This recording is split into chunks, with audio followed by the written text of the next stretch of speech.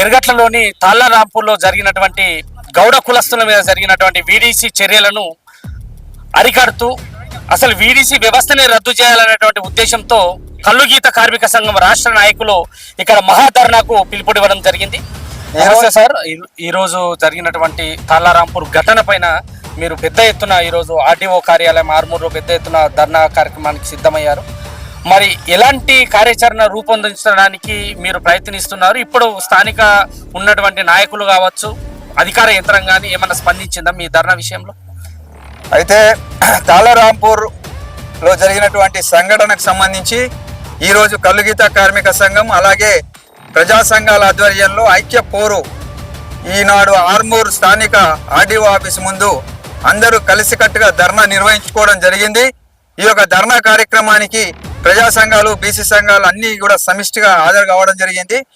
ఈ సందర్భంగా మేము ఒకటే తెలియజేస్తూ ఉన్నాం, ఏదైతే తాళ్లరాంపూర్లో జరిగినటువంటి ఈ సంఘటనతోనే సాంఘిక బహిష్కరణలు, ఈ గౌడ కమ్యూనిటీ మీద జరిగినటువంటి ఈ అసాంఘికమైనటువంటి అసభ్య పరిస్థితులు అంతం కావాలా.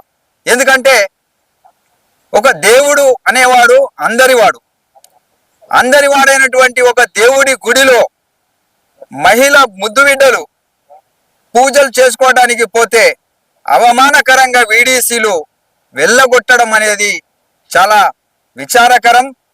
అది ఒక భారతదేశ పౌరులుగా, ఒక భారతదేశ సివిల్ సిటిజన్స్గా చాలా అగౌరవపరచడమే, వారిని అవమానించడమే. అయ్యా, రాజ్యాంగం ఏం చెప్తుంది? ఇప్పుడు అంబేద్కర్ రాజ్యాంగాన్ని రచించారు.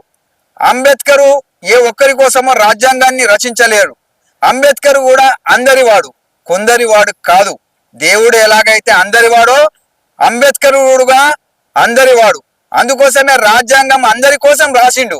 అట్లాంటి రాజ్యాంగానికి భిన్నంగా ఈనాడు వీడీసీలు అరాచకాలతోని ఒక సమాంతరమైనటువంటి ప్రభుత్వాన్ని ఏలుతున్నటువంటి ఈ వీడీసీలు అంతం కావాలా. ఈ వీడీసీల అంతమే మా ప్రజా సంఘాల పంతం.